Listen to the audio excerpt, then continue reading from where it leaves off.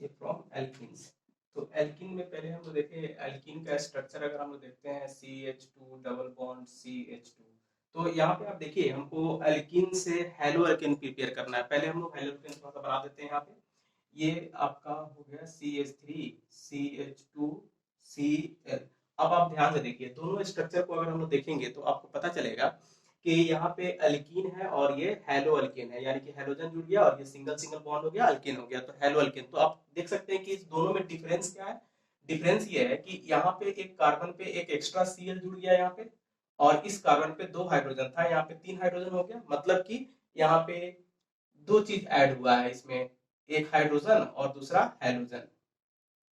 तो जब भी हम लोग यहाँ पे एल्कीन में, इस तरह से आपको आसानी से समझ में आ जाएगा कि एल्कीन में अगर हम लोग हाइड्रोजन हैलाइड ऐड करेंगे तो हम लोग को यहाँ पे एक्स के बदले में हम लोग Cl लिए हैं, तो यहाँ भी हम लोग Cl लिख सकते हैं।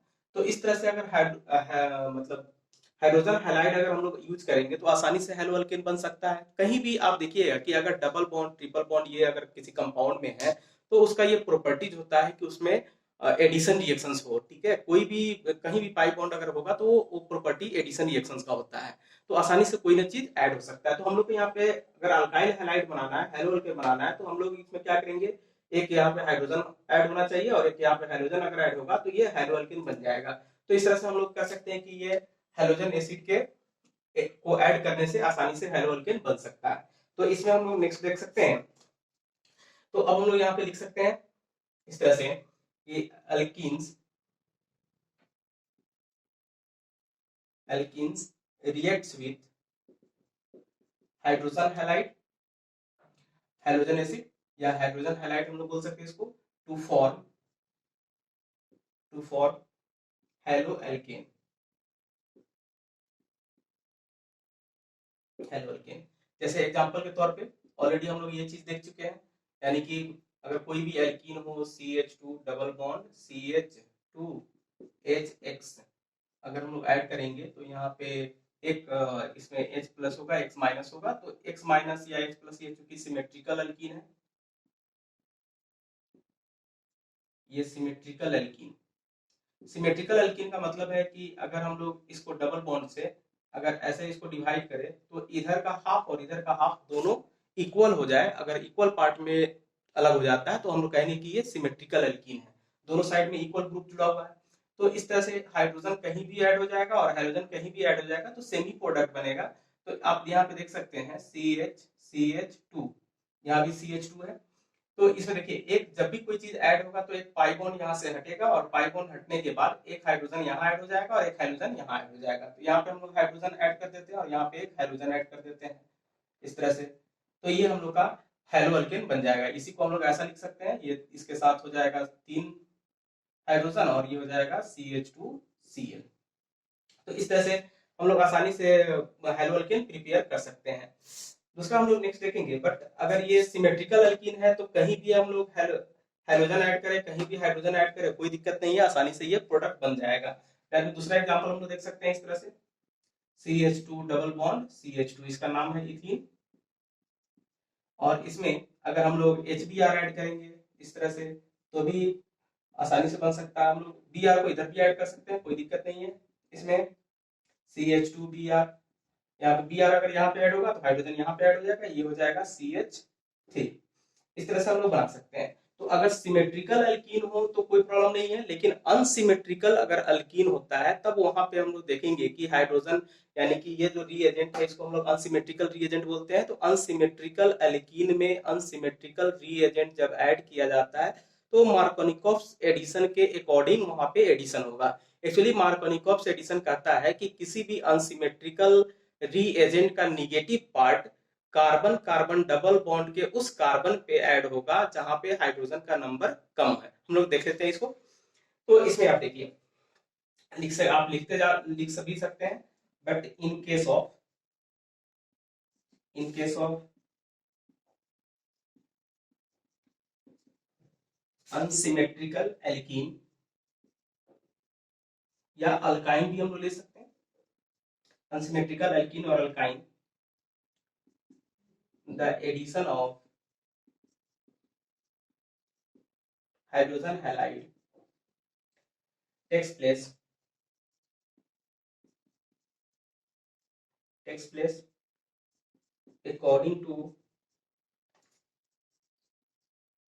Markovnikov's rule, according to Markovnikov's rule. अब ये मार्कोनिकोव्स रूल क्या होता है? तो मार्कोनिकोव्स रूल जैसा कि अभी आपको बताया कि कोई भी अनसिमेट्रिकल रीएजेंट अगर अनसिमेट्रिकल एल्कीन में ऐड होता है तो मार्कोनिकोव्स रूल के अकॉर्डिंग ये कहता है कि अनसिमेट्रिकल रीएजेंट का निगेटिव पार्ट उस कार्बन पे ऐड होगा, कार्बन कार्बन डबल बॉन्ड के उस कार्बन पे ऐड होगा जहां पे हाइड्रोजन का नंबर कम। उसको हम लिख लेते हैं, तो इस मार्कोनिकोव्स रूल को हम लोग लिखते हैं।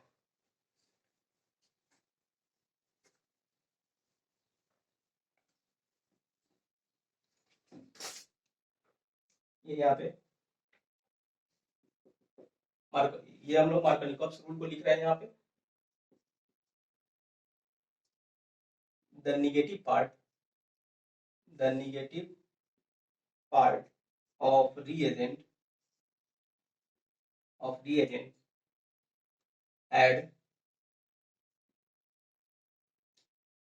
added to that carbon carbon double bond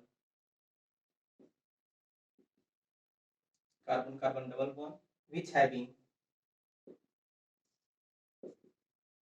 less number of hydrogen atom,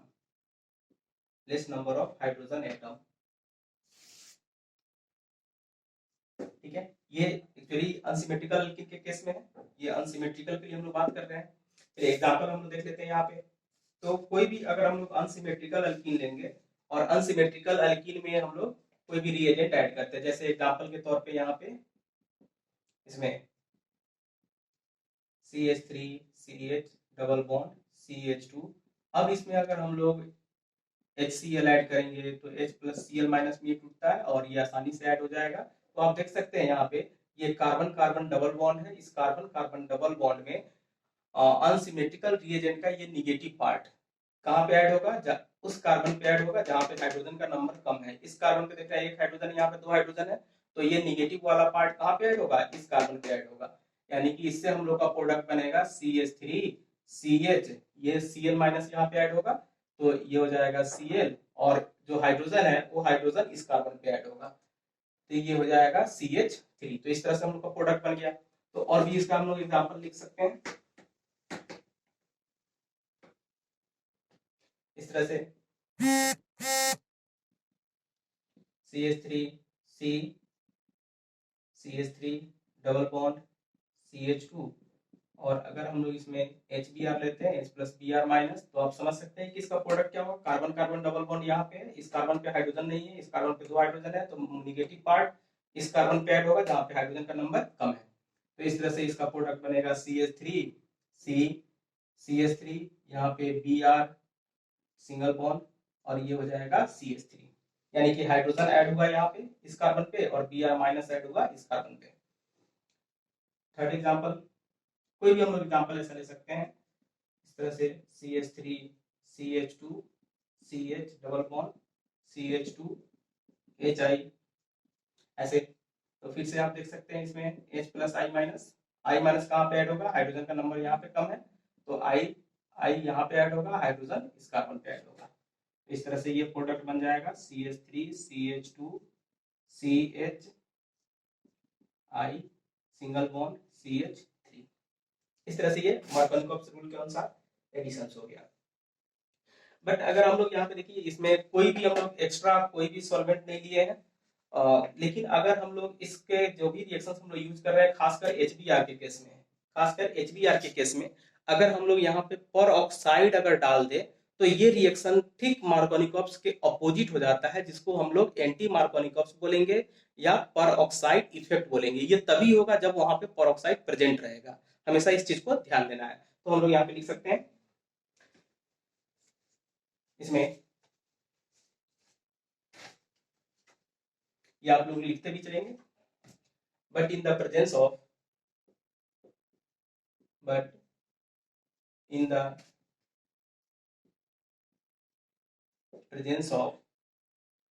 organic peroxides organic peroxide. जैसे एग्जांपल के तौर पे हम लोग देख सकते हैं कि ये है बेंजोइल पेरोक्साइड, ऐसे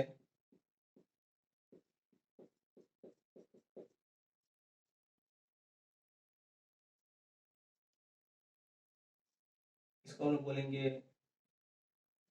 benzoyl peroxide. Benzoyl peroxide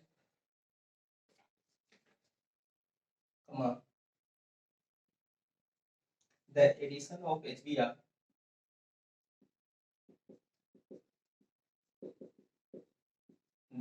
of HBr और यहाँ पे एक चीज ध्यान देना है कि सिर्फ हम लोग HBr की बात कर रहे हैं, HCl और HI की बात नहीं कर रहे हैं, not HCl and HI।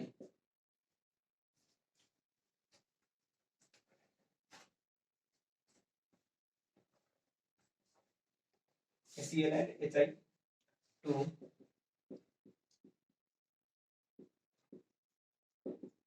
unsymmetrical alkenes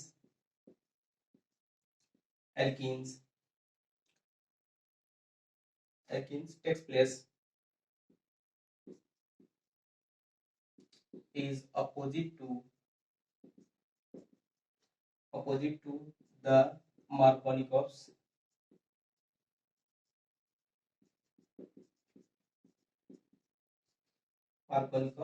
rule. तो ये मार्कोनिकॉफ रूल के ऑपोजिट ऐड होगा HBr पेरोक्साइड के प्रेजेंस में, जिसको हम लोग बोलते हैं this is known as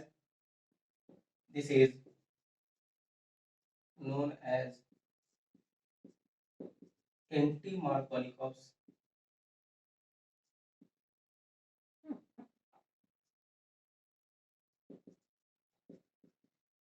Markovnikov's rule और पेरोक्साइड इफेक्ट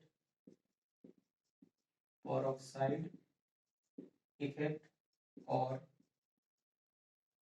खरास इफेक्ट। इस तरह से जैसे एग्जांपल हम लोग देख सकते हैं, इसमें कोई भी अनसिमेट्रिकल अल्कीन अगर हम लोग लेते हैं CH2